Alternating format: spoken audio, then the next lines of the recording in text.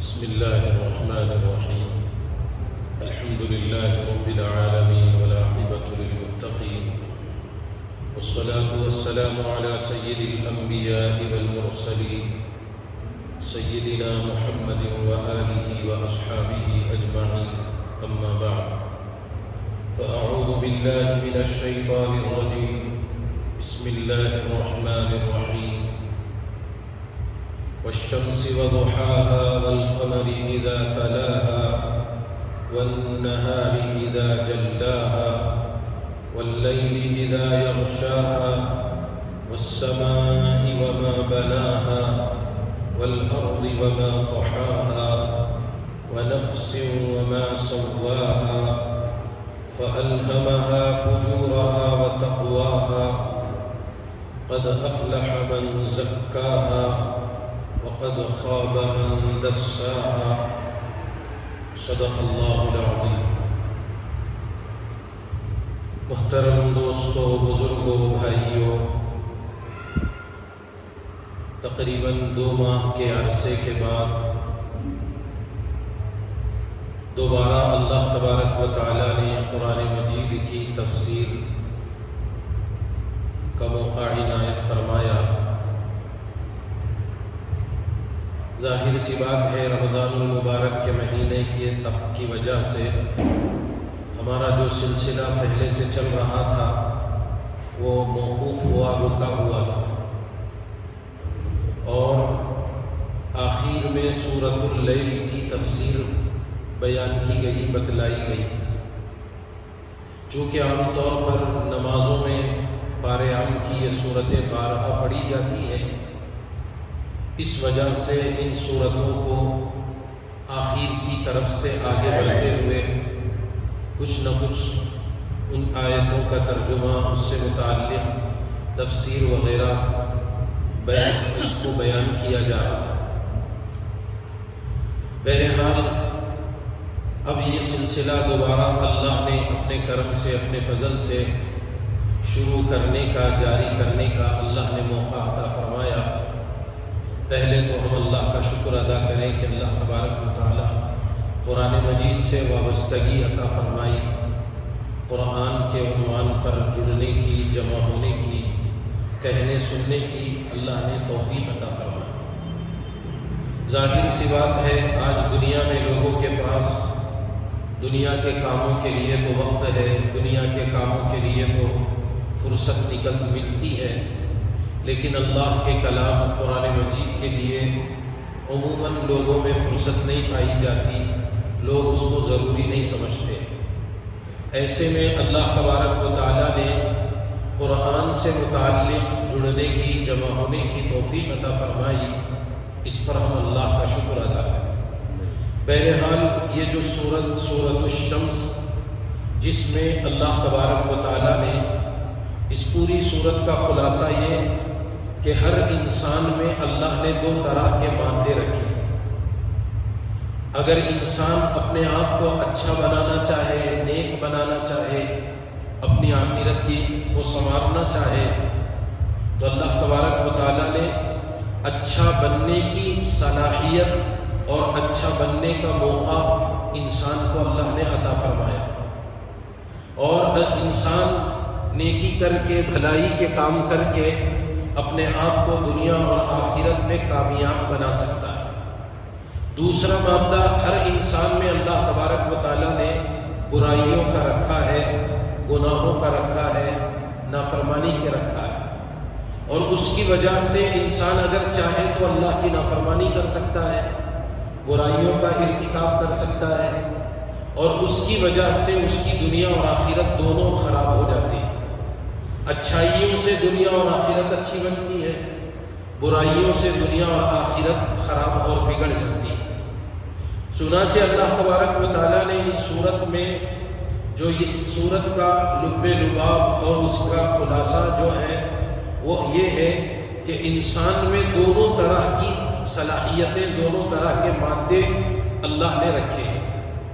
اب انسان کو اختیار ہے کہ وہ اپنے آپ کو اچھا بنائے یا برا بنائے، بھلائی کے کام کر کے کامیابی حاصل کرنے والا بنے یا برائی کے کام کا ارتکاب کر کے دنیا اور آخرت کی ناکامیوں کا ذریعہ بن جائے۔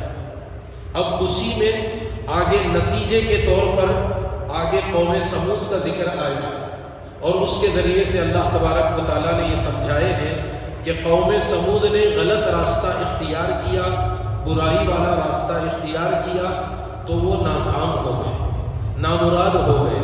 تو بہرحال وہ تو باتیں آگے بعد میں بیان کی جائے گی۔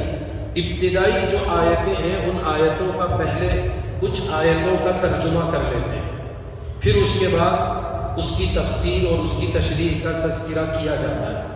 اللہ تبارک و تعالیٰ فرما رہے ہیں والشمس وضحاها، قسم ہے سورج کی اور اس کی پھیلی ہوئی روشنی کی۔ جب سورج نکلتا ہے تو دنیا میں پوری دنیا کو روشن کر دیتا ہے، پوری دنیا کو منور کر دیتا ہے۔ تو لہذا اللہ تبارک و تعالیٰ نے سورج اور اس کی روشنی کی قسم کھائی کہ قسم ہے سورج کی وضحاها اور اس کی روشنی کی پھیلی ہوئی، والقمر اذا تلاها، قسم ہے چاند کی جب وہ سورج کے پیچھے آتا ہے، یعنی سورج جب غروب ہو جاتا ہے، رات آ جاتی ہے تو اس موقع پر چاند نکلتا ہے، تو چاند کی قسم جب وہ سورج کے پیچھے آتا ہے۔ والنہار اذا جلاها، قسم ہے دن کی جب وہ دنیا میں جلوہ افروز ہوتا ہے، یعنی وہ بھی منور کر دیتا ہے۔ جب دن آتا ہے تو پوری دنیا میں روشنی پھیل جاتی ہے، سفیدی اور اجالا آ جاتا ہے۔ واللیل اذا یغشاها، رات کی قسم جب وہ سورج کو ڈھانپ دے کر کے پوری دنیا کو اندھیرے میں ڈال دیتی ہے۔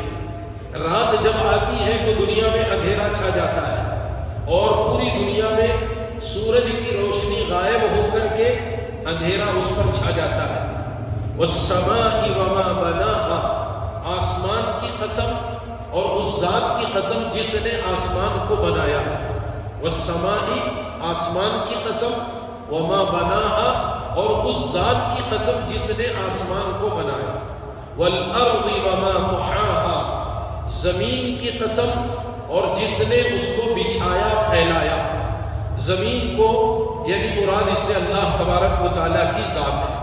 وَنَفْسٍ وَمَا سَوَّاهَا، اور انسانوں کے نفوس، انسانوں کی ذاتوں کی قسم، اور اس ذات کی قسم جس نے ساری مخلوق کو، خاص کر انسانوں کو ٹھیک ٹھیک صحیح برابر طریقے سے جیسے جیسے انسان کے اعضاء کے تقاضے ہیں ویسے اللہ نے انسانوں کو بنایا۔ یہاں تک تقریباً قسموں کا تذکرہ ہوا اور آگے اب اصل مقصد کی طرف اشارہ کرتے ہوئے بتایا گیا فَأَلْهَمَهَا فُجُورَهَا وَتَقْوَاهَا، چونکہ اس سے پہلے نفس کا ذکر آیا اور اس سے انسانوں کے نفوس اور انسانوں کی انسان کی ذات مراد، تو اسی انسان کی ذات کی طرف اشارہ کرتے ہوئے کہہ رہے فَأَلْهَمَهَا، قسم ہے اس ذات کی جس نے انسان کے اندر الہام کیا، ڈالا، فجورها وتقواها، برائی کا جذبہ، برائی کا مادہ، برائی کی صلاحیت، وتقواها، نیکی اور تقوی کی صلاحیت اللہ نے ان کے اندر پیدا فرمائی۔ پھر آگے کہا گیا قد افلح من زکاها، تحقیق کے یقیناً کامیاب ہو گیا وہ انسان جس نے اپنے نفس کو پاک کر دیا برائیوں سے۔ جو بھی انسان اپنے نفس کو، اپنے آپ کو برائیوں سے، گناہوں سے پاک کرتا ہے تو اللہ تبارک و تعالیٰ کہہ رہے ہیں کہ یقیناً وہ کامیاب ہو گئے۔ وقد خاب من دساها، اور یقیناً وہ ناکام اور نامراد ہو گیا جس نے اپنے آپ کو برائیوں میں دھسا دیا، برائیوں میں دبا دیا، اتنی برائیاں کر دیا کہ وہ برائی کے اندر پھنس گیا، پھر تو وہ ہمیشہ کے لیے ناکامی کی طرف چلا جائے گا۔ تو بہرحال یہاں تک اللہ تبارک و تعالیٰ نے کچھ چیزوں کی قسمیں کھائی، پھر اس کے بعد مقصد کو بیان فرمایا۔ اب یہاں ایک سوال یہ جو بارہا اس سے پہلے والی صورتوں میں بھی آیا ہے کہ اللہ تبارک و تعالیٰ کو اپنی کسی بات کے ثابت کرنے کے لیے قسم کھانے کی کوئی ضرورت نہیں ہے۔ اللہ تبارک و تعالیٰ محتاج نہیں ہے قسم کھانے کے، بغیر قسم کے بھی اگر اللہ تبارک و تعالیٰ چاہے اپنی بات کو ثابت کر دے، اپنی بات کو بتا دے اللہ بڑے ہیں، ان کی بات بھی بڑی ہے، اس کے لیے قسم کھانے کی ضرورت نہیں ہے۔ لیکن ہم دیکھتے ہیں جگہ جگہ تقریباً آخر کی صورتوں میں، بلکہ بہت سی جگہوں پر قرآن مجید میں اللہ تبارک و تعالیٰ نے قسمیں کھائی ہے۔ تو اب اس کے بارے میں بتایا گیا کہ یہ قسمیں اللہ اپنی بات میں وزن پیدا کرنے کے لیے نہیں، بلکہ انسانوں کی سمجھ کے مطابق بات کرنے کے لیے۔ انسانوں کی جو سوچ، انسان کی جو سمجھ ہے، ہم نارمل عام انداز میں بات کریں تو لوگ اتنی اہمیت نہیں دیتے، لیکن جب کوئی بات قسم کھا کر کہی جاتی ہے تو لوگ اس کو اہمیت دیتے ہیں۔ تو اس کے لیے انسانوں کی سوچ اور انسانوں کی سمجھ کے مطابق، انسانوں کی سمجھ کے پیرائے میں اللہ نے اپنی اس بات کو بیان فرمایا۔ اب دیکھیے، اس میں سب سے پہلے سورج کا تذکرہ آیا، سورج کی قسم کھائی گئی، پھر اس کے بعد چاند کی قسم، والشمس وضحاها والقمر اذا تلاها، قسم ہے سورج کی اور اس کی روشنی کی۔ اللہ تبارک و تعالی سورج کی قسم کھا کے بتا رہے کہ دیکھو، تم سورج کو ایک معمولی مخلوق سمجھ رہے جو روزانہ صبح میں نکلتا ہے اور شام کو غروب ہو جاتا ہے، اور اسی طرح سورج کی روشنی کو تم معمولی سمجھ رہے، حالانکہ وہ معمولی نہیں ہے، یہ اللہ کی بہت بڑی نعمت ہے اور انسانوں کی شدید ضروریات میں سے ہے۔ انسان کو ضرورت ہے اس بات کی۔ اسی طرح چاند کا نکلنا، تم سمجھ رہے کہ رات ہو گئی، چاند نکل گیا اور بس رات چلتے چلتے رات ختم ہو گئی، چاند غائب ہو گیا، پھر دوسرے دن نکل گیا، تو تم یہ سمجھ رہے کہ بس یہ دنیا کا ایک نظام ہے جو چل رہا، سورج نکل رہا، روشنی آ رہی، چاند نکل رہا اور وہ اس کے بعد ہو رہا، تم سمجھ رہے کہ بس یہ ایسی ہی ہے۔ نہیں، یہ تمہاری سب سے بڑی ضرورت میں سے ہے اور یہ اللہ کی بہت بڑی نعمتوں میں سے ہے، اس لیے کہ دن اور رات کا مدار سورج اور چاند پر موقوف ہے۔ اگر سورج جب تک غروب نہیں ہوگا دن ختم نہیں ہوتا ہے، سورج کا جب تک قیام دنیا میں رہے گا تب تک دنیا میں دن باقی رہے گا، چاہے اس میں کتنے گھنٹے لگ جائیں۔ ضروری نہیں کہ وہ ہر 8 گھنٹے 10 گھنٹے 12 گھنٹے کے بعد غائب ہو جائے۔ حضرت مفتی تقی عثمانی صاحب دامت برکاتہ نے ان آیتوں کی تفسیر میں حضرت نے فرمایا کہ میرا سفر ایک مرتبہ ویسٹ انڈیز کے ملکوں میں سے ایک ملک ایک علاقے میں ہوا، جہاں پر حضرت نے فرمایا میرا قیام 3 دن رہا، میں نے 3 دن مکمل دن ہی دیکھے، رات ہی نہیں تھی، اور وہاں یہ حال ہے کہ 3 مہینے دن رہتا ہے، 3 مہینے رات ہوتی ہے۔ گرمی کا جب گرما کا زمانہ آتا ہے تو مسلسل 3 مہینے تک۔ حضرت نے عجیب بات فرمائی، جیسے ہی سورج غروب ہوتا 4 بجتے وہ گرمی میں ٹھنڈک آتی ہے، چلتے چلتے سورج غروب ہو جاتا ہے، جیسے ہی غروب ہوا پھر فوراً سورج طلوع ہو جاتا ہے، ادھر غروب ہوا ادھر سے طلوع ہو گیا۔ اللہ کی شان، مغرب میں وہ غروب ہو رہا، ان کے اس ملک کے اعتبار سے پھر وہ سورج مشرق سے پھر طلوع ہو جاتا ہے۔ حضرت نے فرمایا میں نے خود ایسے 3 دن گزارے ہیں جس میں رات ہی نہیں دیکھی، اور پھر فرمایا کہ وہاں آبادی بہت کم ہے، دیکھا گیا لوگوں کا حال کہ پورے مسلسل 3 مہینے تک دن، اور جب سردی کا زمانہ آتا ہے 3 مہینے رات، پوری دنیا یعنی وہ پورا علاقہ ہمیشہ اندھیرا ہی رہتا 3 مہینے تک۔ اللہ کی شان ہے، اللہ کا نظام ہے۔ بعض ملکوں کے بارے میں 6 مہینوں کا ذکر آتا ہے، 6 مہینے دن 6 مہینے رات۔ اللہ کی شان دیکھیے، اللہ کہہ رہے ہیں اسی کو تو سمجھنے کی ضرورت ہے کہ چاند اور سورج اور ان کا وقت وقت پر آنا جانا کتنی بڑی اللہ کی نعمت ہے، ہمارے لیے اللہ کی کتنی بڑی نعمت ہے۔ 12-13 گھنٹوں کے فرق میں کبھی 11 گھنٹے کا دن ہے، کبھی 12 گھنٹوں کا دن ہے، کبھی 13 گھنٹوں کا دن ہے، کبھی 12 گھنٹے کی رات ہے، کبھی 13 گھنٹے کی رات ہے، 1-8 گھنٹہ آگے پیچھے ہو کر کے دن رات بدلتے رہتے ہیں۔ لیکن آپ سوچئے 3 مہینے تک دن ہوگا تو پھر ان کے آرام کا کیسے نظام بنے گا، ان کے لیے آرام کا کیسے موقع ہوگا۔ اللہ کا نظام یہ کہ اللہ تبارک و تعالیٰ نے دن کو محنت کرنے اور کمائی کا ذریعہ بنایا، رات کو آرام کرنے اور سکون حاصل کرنے کا ذریعہ بنایا۔ اسی لیے قرآن پاک میں سورہ عنکبوت میں نہیں بلکہ سورہ روم میں اللہ نے اس کے آخر آیتوں میں فرمایا ہے ان جعل اللہ علیکم اللیل والنہار سرمدا الی یوم القیامہ من الہ غیر اللہ یأتیکم بضیاء افلا تسمعون من الہ غیر اللہ یأتیکم بلیل تسکنون فیہ۔ ایک جگہ بضیاء اور ایک جگہ بلیل تسکنون فیہ آیا۔ کیا مانے؟ اگر اللہ ہمیشہ کے لیے دن ہی دن بنا دے، کون ہے جو تمہارے پاس رات نکالے، رات بنا کر کے دکھا دے؟ پوری دنیا مل کر کے بھی اگر کسی دن کو رات بنانا چاہے تو رات نہیں بنا سکتی۔ اور آگے فرما رہے اگر ان جعل اللہ علیکم اللیل سرمدا الی یوم القیامہ، قیامت تک کے لیے اگر اللہ رات ہی رات بنا دے، دن ظاہر ہی نہ ہو، تو اللہ کہتے ہیں کون ہے من الہ غیر اللہ یأتیکم بضیاء، کون تمہارا خدا ہے، کون معبود ہے جو تمہارے لیے دن کی روشنی کا انتظام کر سکے؟ یہ ہے والشمس وضحاها والقمر اذا تلاها والنہار اذا جلاها واللیل اذا یغشاها، کہ اللہ سورج نکال رہے، روشنی ظاہر کر رہے اور پوری دنیا میں دن کا نظام بن جاتا ہے، تو لوگوں میں خود بخود چہل پہل، دوڑ دھوپ، چلنا پھرنا شروع ہو جاتا ہے۔ صبح ہوئی تو دھیرے دھیرے لوگ اٹھنا، بیدار ہونا شروع ہوتے ہیں کہ بھئی اب دن ہو گیا، اب چلو کام شروع کرنا ہے، کوئی کسی وقت، کوئی کسی وقت، مگر وہ دن میں آدمی چلتے پھرتے اپنے نظام کو بناتا ہے اور یہ محنت کرتے کرتے شام تک یہ کام کرتا ہے۔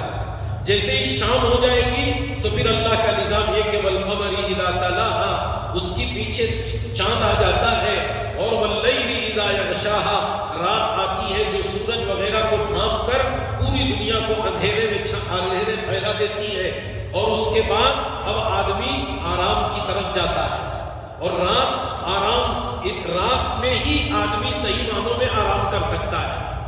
دن میں بنایا ہی ایسے گیا کہ اس میں دوڑ دھوپ، چلت پھرت، آوازیں، ہنگامے، کچھ نہ کچھ ہوتے رہتے ہیں۔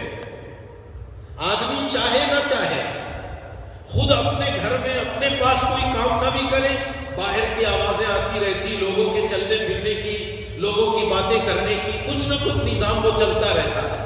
اور جو رات ہوتی جائے گی، لوگوں کی چہل پہل کم ہوگی، بند ہونا شروع ہو جائے گی، آوازیں ختم ہو جائے گی، سناٹا چھا جائے گا، خاموشی طاری ہو جائے گی، اور ایک ایسا سما اور ایسا ماحول بن جائے گا جس میں خود ہی آدمی آرام کی طرف جانے کی فکر کرے گا۔ جیسے جیسے رات دیر آگے بڑھتی جاتی ہے، آدمی خود ہی سوچتا ہے کہ بھئی اب اتنا وقت ہو گیا، اب اتنی دیر ہو گئی، اور اتنی لمبی رات ہو گئی، اور اتنا وقت تو اس میں ہو گیا، اب آگے خود ہی آرام کی طرف جاتا ہے۔ تو اللہ تبارک و تعالیٰ ان چیزوں کی قسم کھا کے بتا رہے ہیں۔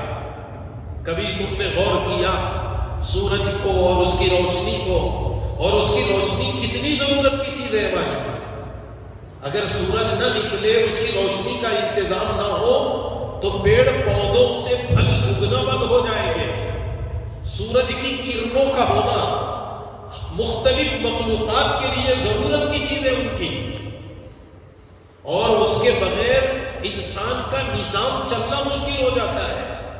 اسی لیے حضرت مفتی تقی عثمانی صاحب دامت برکاتہم نے اس ان آیتوں کی تفسیر میں حضرت نے فرمایا کہ جن ملکوں میں ہمیشہ رات ہی رات رہتی، جیسے مثلا 3 مہینے رات، وہاں بہت سے لوگ اندھیرے سے بیزار ہو کر خودکشی کر لیتے ہیں۔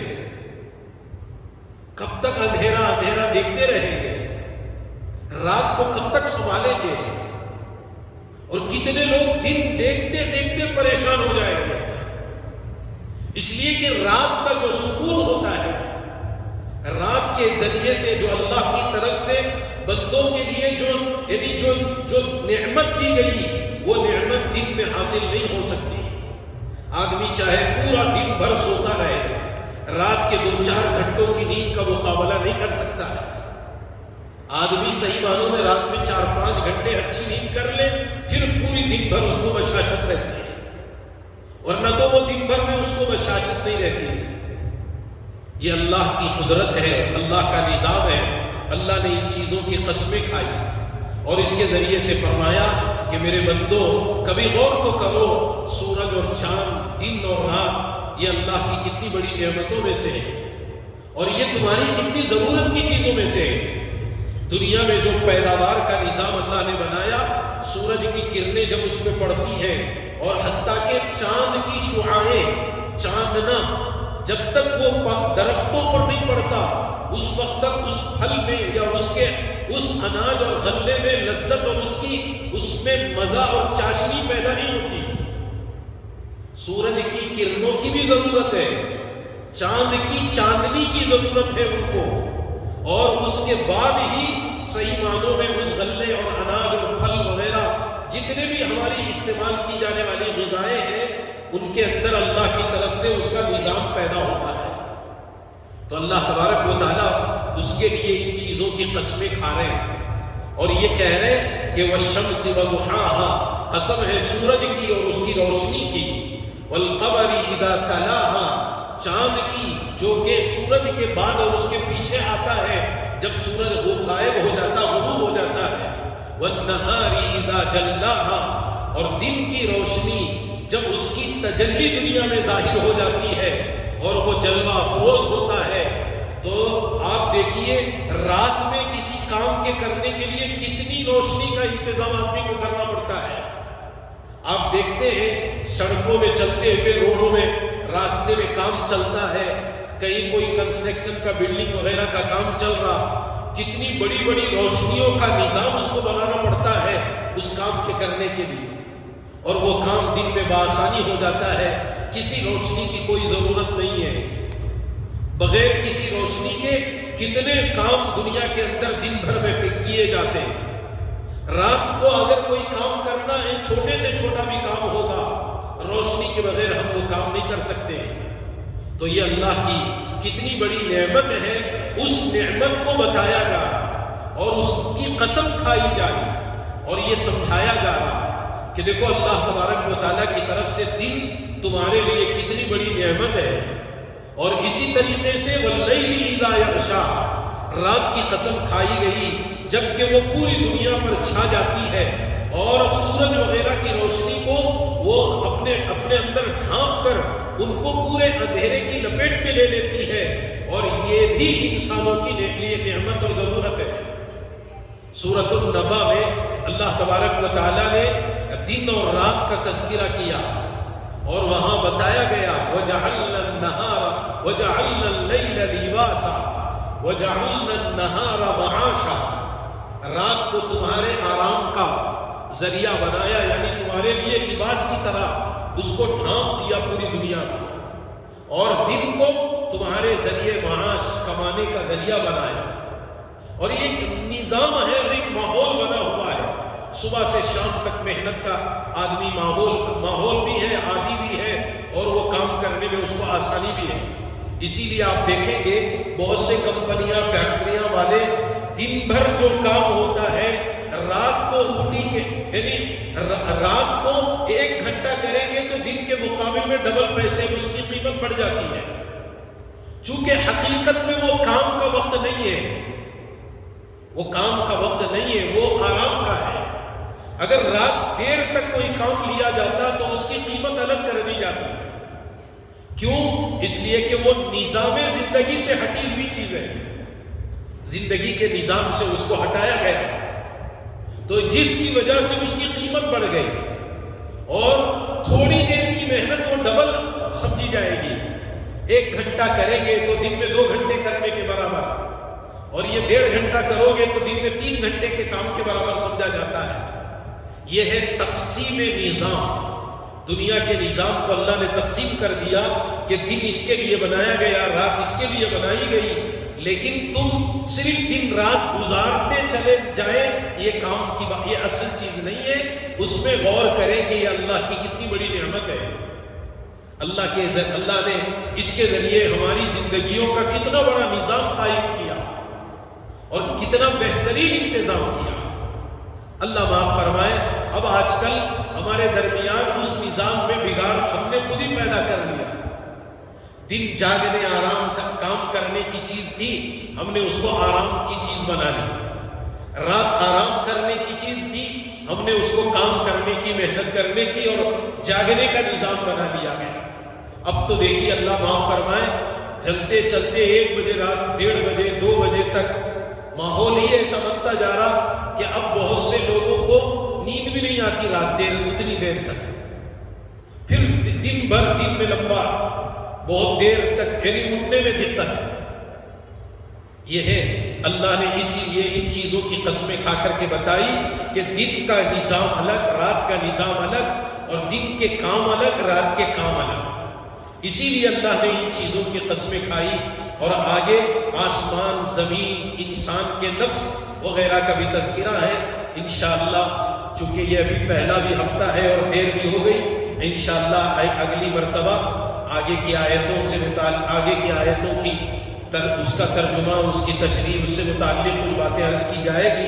اللہ سے دعا ہے کہ اللہ تعالیٰ صحیح معنوں میں ہمیں قرآن پاک کو سمجھنے کی، اس پر عمل کرنے کی اللہ ہمیں توفیق عطا فرمائے۔ قرآن پاک کی ترتیب کے مطابق اپنی زندگیوں کے نظام کے بنانے کی اللہ ہم سب کو توفیق عطا فرمائے۔ آمین۔ وآخر دعوانا ان الحمد للہ رب العالمین۔